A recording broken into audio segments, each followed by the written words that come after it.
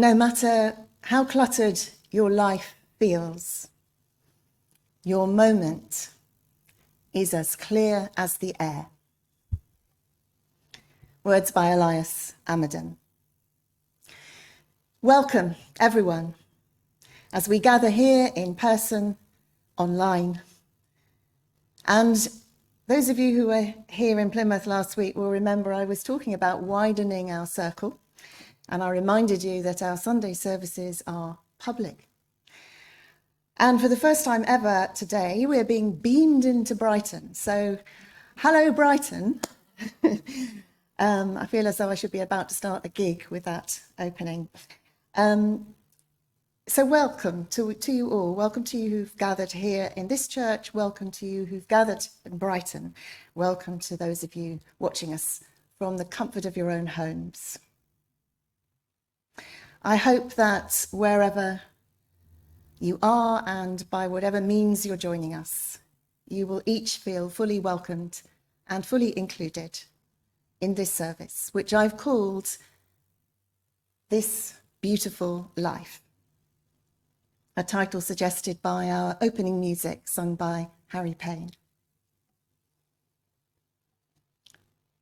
Some opening words by Suzelle Lynch. Our community is filled with beauty.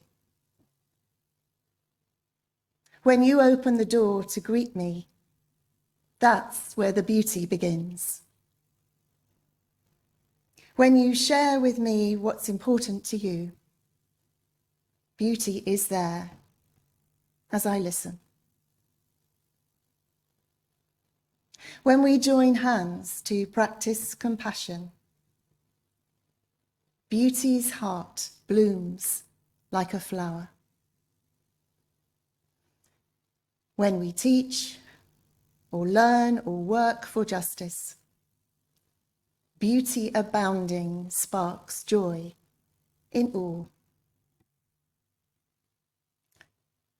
Words by Suzelle Lynch. So let us light our chalice candle. I'm going to light a candle here. I think Brighton are going to light their own candle. And if you're at home, you might like to light a candle too. So there'll be candles lit across the country.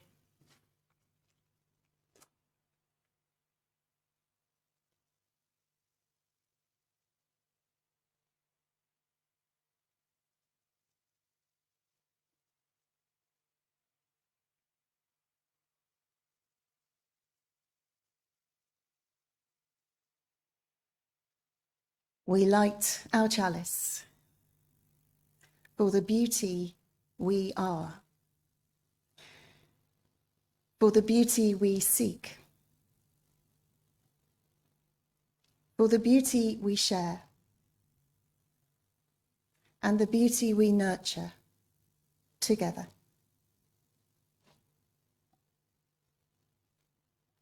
Let's join in singing our first hymn this morning together, and it is called Together Now We Join as One, and it's number 178 in the purple hymn books. That's number 178.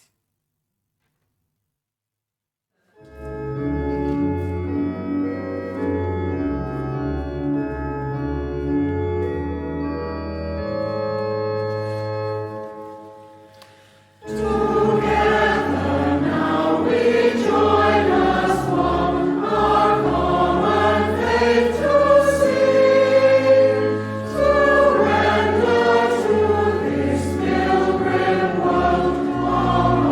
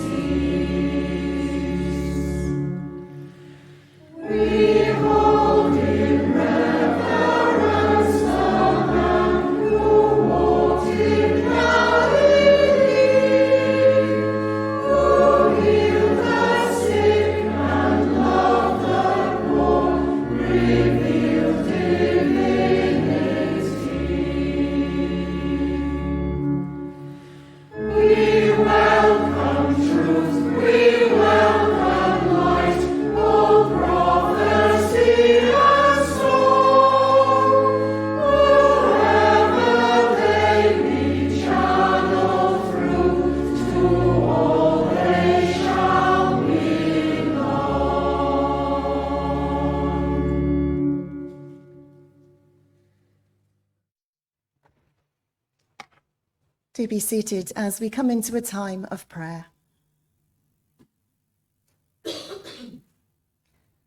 We're going to begin with a prayer by Lyn Cox. Creative Spirit, source of life and love, we give thanks today for the company of all those assembled here. Thank you for the breezes of change, clearing our heads and bringing fresh ideas. May they cleanse our minds of the oppressions and the isms that divide us.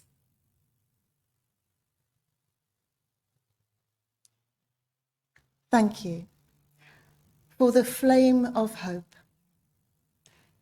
the heat of righteous anger, the warmth of compassion, and the fire of commitment. May they bubble the cauldrons of transformation.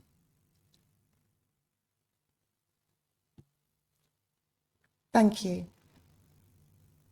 for the good earth beneath us, around us, and within us.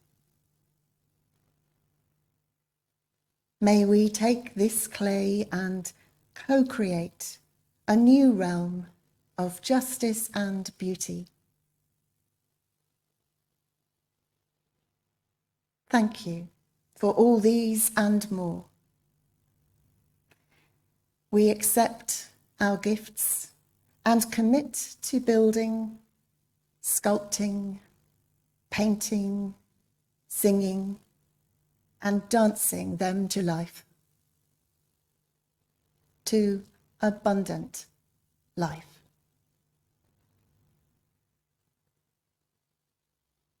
Blessed be.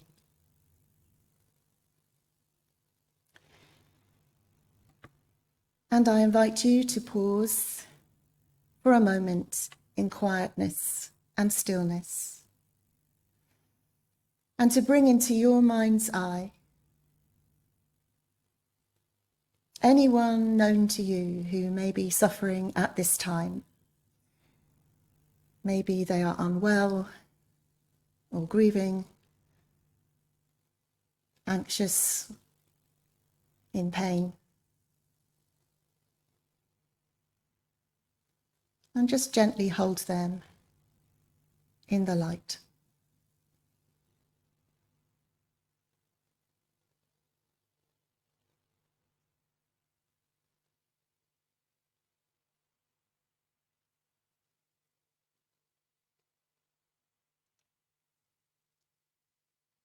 And now to widen your circle of concern to those unknown to you, those caught up in conflict or oppression, those imprisoned or homeless,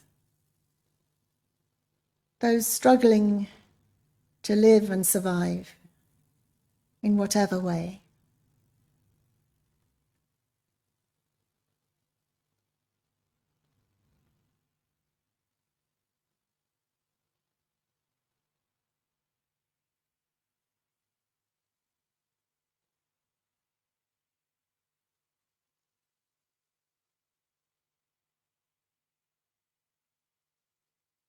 As we center ourselves in stillness here in this moment,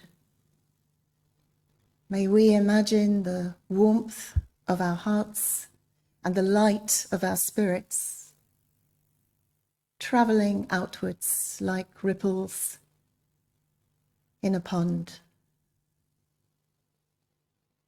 gently reaching out into a beautiful, broken, joyous, and hurting world.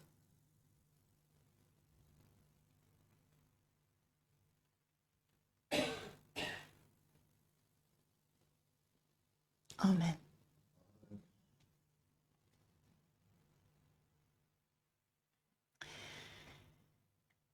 Now, some of you will know that today is Beltane. Beltane is a pagan festival that is midway between the spring equinox and the summer solstice. It's a festival that's associated with fertility and creativity, with abundance, with fire and passion and beauty and blessing. Often celebrated with maypole dancing and Morris dancing. Some of you might be involved in that today. And it features a mythical character known as the Green Man. So today's story is going to be read for us by Myron, and it is called The Green Man. Thank you, Myron. The Green Man. Once there lived a rich young squire who loved hunting animals for sport. He thought the woods and all its creatures belonged to him. The nearby villagers, however, believed the woods provided a home to birds, squirrels, deer. They told their children that a green man lived in the woods who cared for all these creatures. Each winter they left food out for the green man to eat. One hot day, the squire rode into the woods, trampling nests and dens as he went. He came to a beautiful clear pond, so he took off his clothes and jumped into the cool water. While he was swimming, a hand reached out from behind a tree, took the clothes, and led the horse away. When the squire got out of the water, he had nothing to wear, but he found a rope and fastened some leaves to it to cover himself. Night came. The squire sheltered in a cave, but he didn't sleep much.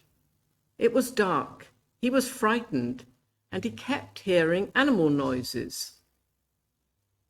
In the morning, he saw that he wasn't alone.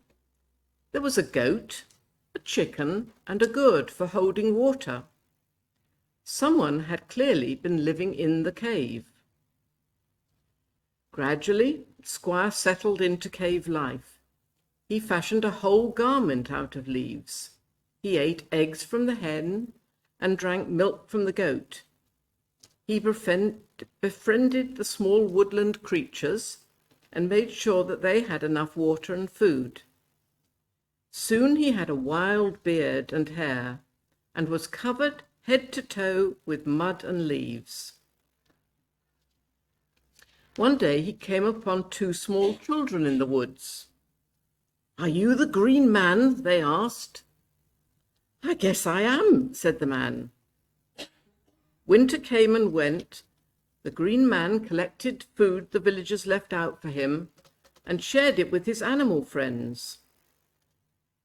Then one spring day, a rich young man, a squire perhaps, rode into the woods and decided to swim in the clear, cool pond. He took off his clothes and left them under a tree. The Green Man reached out a hand, took the clothes and the horse, leaving just a coil of rope. He used a sharp stick to trim his hair and beard and rode back into town. But he had changed. He was now a friend to all creatures, and each winter he left out food for the Green Man. Thank you very much, Myron, for reading for us today.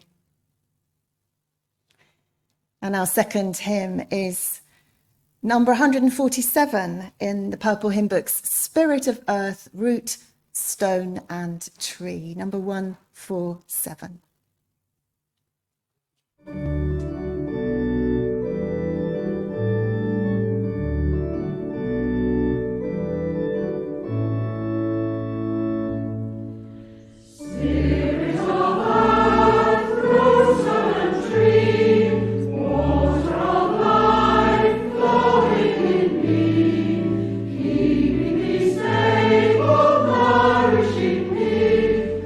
Fill me with living energy.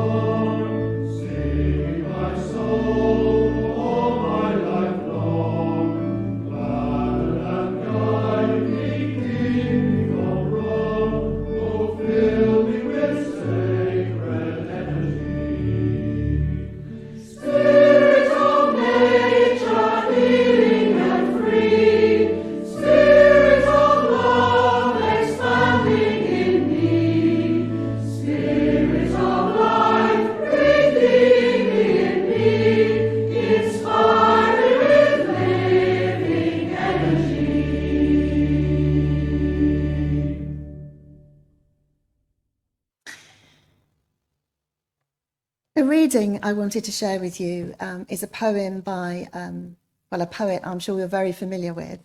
And she's quite a favourite with Unitarians and a favourite of mine. It's Mary Oliver. But this is a poem actually I hadn't come across before. I don't know whether you have, but it's called The Sun. And I'd like to share it with you now.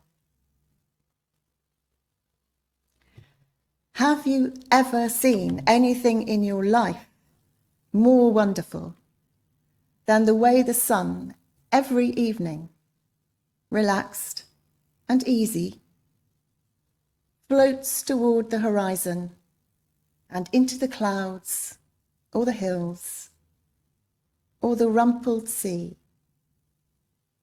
and is gone? And how it slides again out of the blackness every morning on the other side of the world, like a red flower streaming upward on its heavenly toils, say on a morning in early summer, at its perfect imperial distance. And have you ever felt for anything such wild love? Do you think there is anywhere in any language a word billowing enough for the pleasure that fills you as the sun reaches out, as it warms you, as you stand there, empty-handed? Or have you too gone crazy, turned away from this world for power, for things?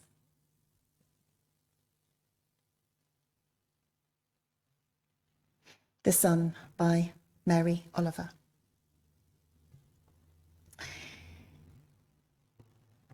Now I'm going to invite you in a moment into a very simple ritual, which I hope you'll be able to join in with wherever you are. But first, just a little bit of background, because in ancient times, in Gaelic villages, it was the custom for all the fires in the community to be put out and for a new fire to be kindled at Beltane. And the people would jump the fire. I'm not going to ask you to do that. But the people would jump the fire in order to purify and cleanse and bring fertility. So, for example, couples might jump the fire together to pledge themselves to each other. Or young women might jump the fire to encourage pregnancy or a smooth birth. And cattle and other animals would be driven through the smoke as a protection from disease. It was a chance to drive out the lice and the parasites that might have flourished while the animals had been kept in confinement over the winter before they were taken up to the higher pastures.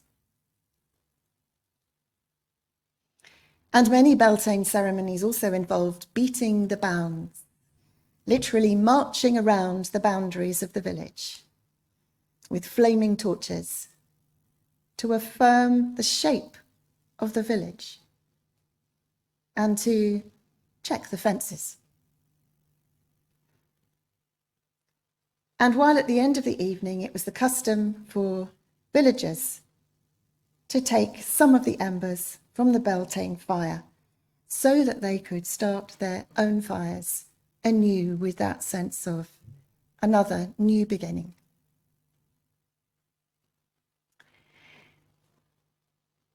So as I said, we're not going to do that. I'm not going to ask you to jump fires or walk around the environment the shape of your church or anything like that, but I am going to invite you to do this. First of all, to come into a time of silence and to think in that time. Just allow whatever comes into your mind, what bubbles up, anything that you might want to cleanse, to leave behind, to let go of at this time.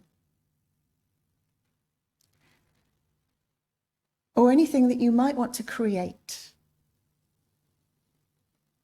and put your passion into in the coming weeks. And then after that, you'll hear some music, and it will be a Beltane fire dance. Starts quite slowly and quietly, gathers a bit of momentum. So you can imagine perhaps being around a bonfire. But during that music, I invite you, if you'd like to just come forward. If you're here or if you're in Brighton, there are candles for you to light, just to bring your thought of what you're going to let go, what you want to commit to, and just light a flame for that. And at home, please do join in with this as well if you'd like to. So let us just come into a time of silence for a minute or so.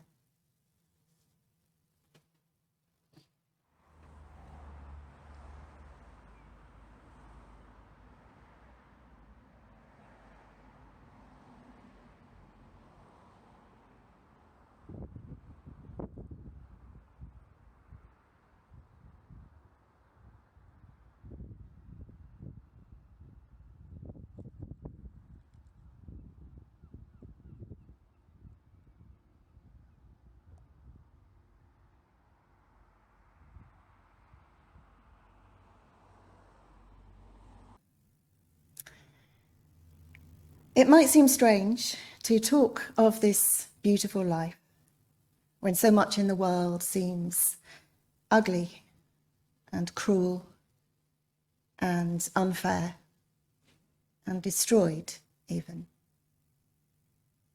When we may feel powerless and anxious, maybe unsure of who to trust and how to act. But the world keeps turning, and the sun keeps rising, and the seasons keep cycling around and around. And here we are in May. May already. And wouldn't it be churlish? Wouldn't it be ungrateful of us not to notice and praise the extravagant beauty that is burgeoning everywhere around us? Wouldn't it be a shame not to allow it to nourish us and to nurture us? This is a wonderful time of year. The best time, maybe, to embrace our intimacy with glorious nature and to drink deeply from its generous well.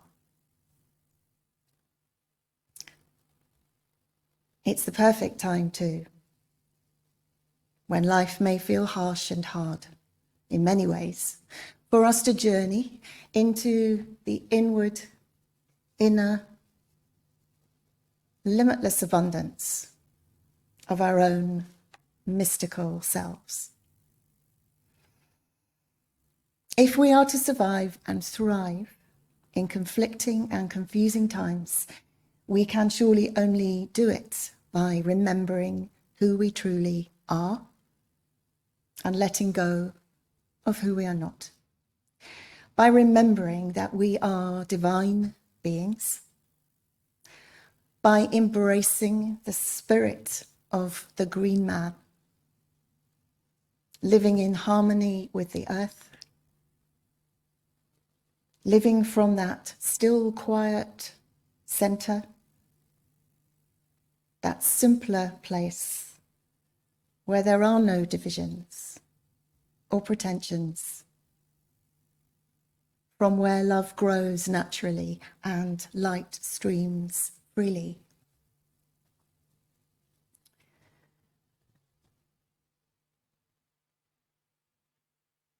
May arrives bursting with gifts of replenishment and refreshment, of colour, of exuberance, of warmth and hope. Although it's a bit chilly today. Here, anyway. And we need all this, don't we? I know I need it. The other day I sat in my kitchen with the back door open and let the sun stream onto my face. What an amazing feeling. A billowing feeling, Mary Oliver described it as. And such an honest, direct, and uncomplicated blessing. Me and the sun, with nothing at all between us except a mere 93 million miles of space and some fresh air. Like being kissed by God.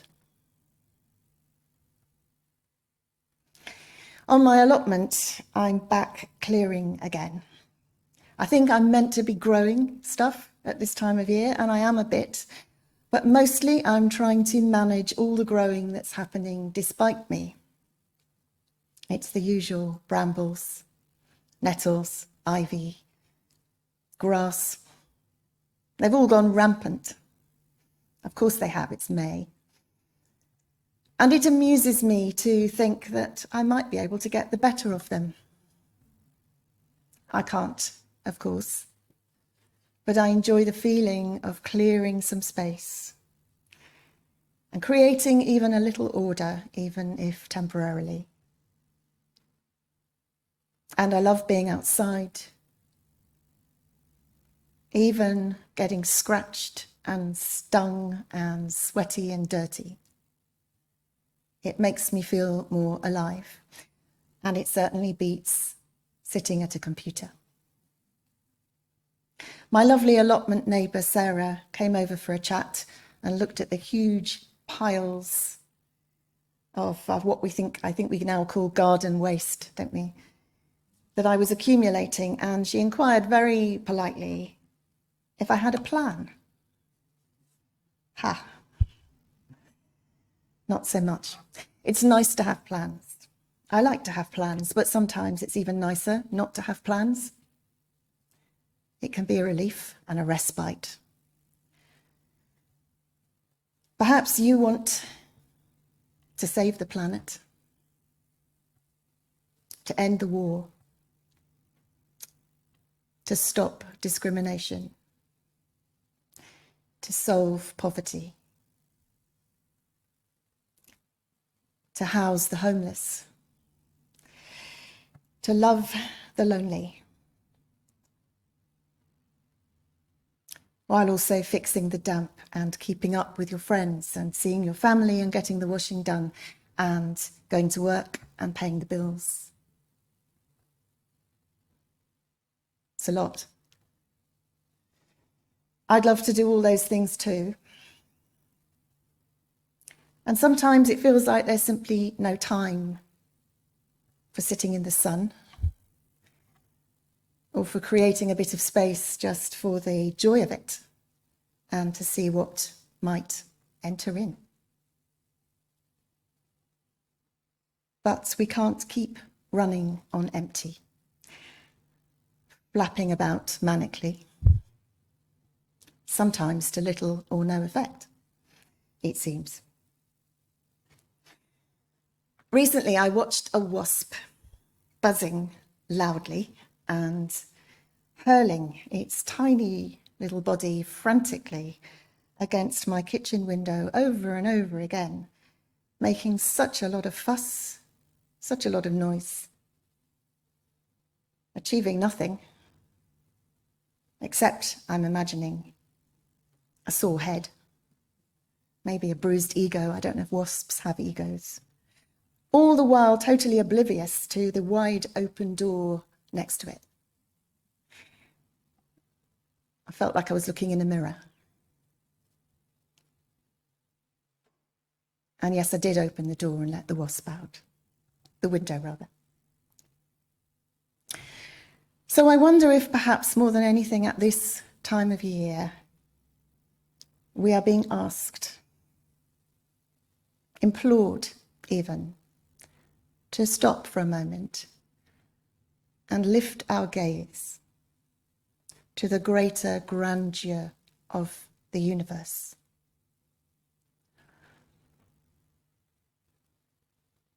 Perhaps God is saying, though of course I can't be sure, it's not just about you and what you do.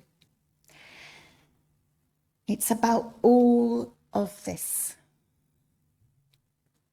which, in case you've forgotten, includes you. Yes, you may watch the news and weep.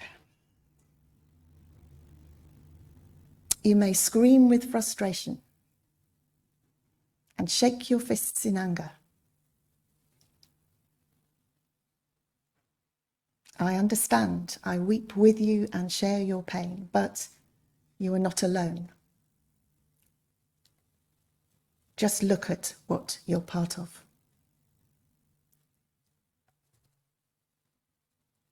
And maybe God calls, come, and let your heart beat in rhythm with this universe.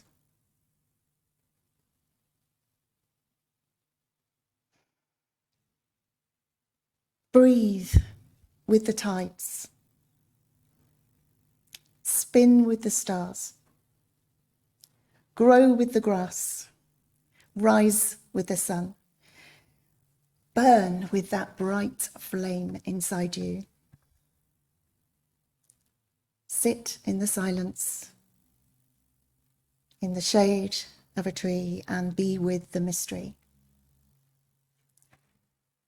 Be one with the power and the thrum and the all-embracing love of the universe.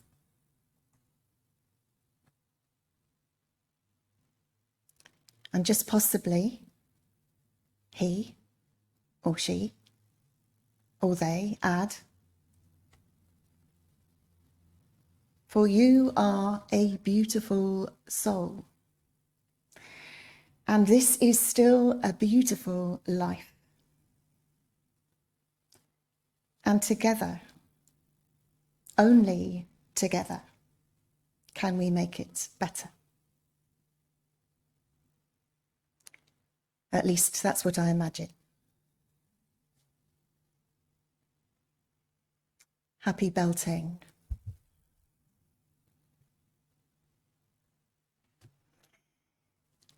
Our final hymn is number 42, still in the purple hymn books, From the Light of Days Remembered. Number 42.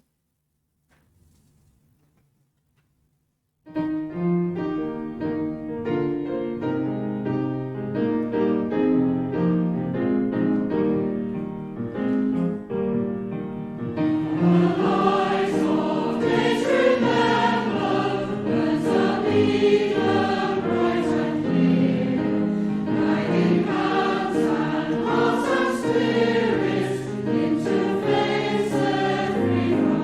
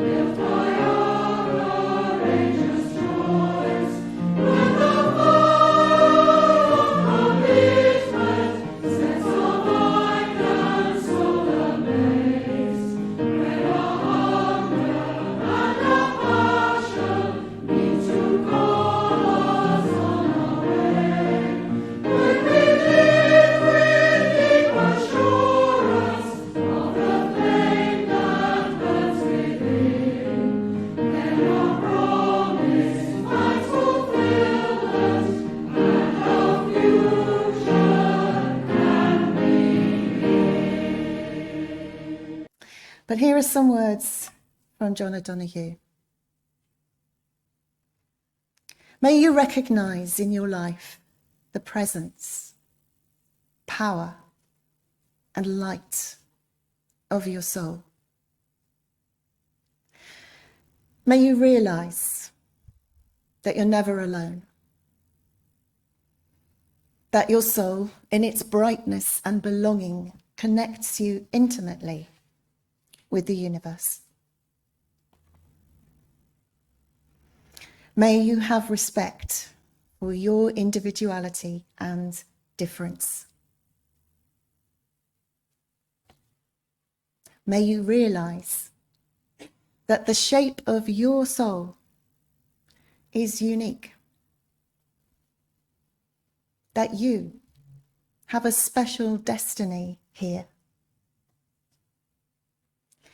that behind the facade of your life there is something beautiful and eternal happening. May you learn to see yourself with the same delight, pride, and expectation with which God sees you in every moment. May it be so.